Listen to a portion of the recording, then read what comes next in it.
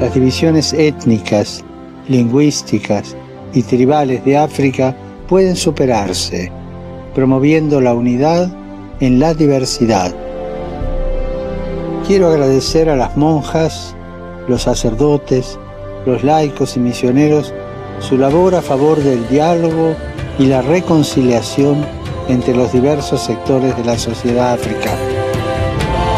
Recemos este mes para que a través del compromiso de sus miembros, la Iglesia en África sea un fermento de unidad entre todos los pueblos, sea un signo de esperanza para este continente.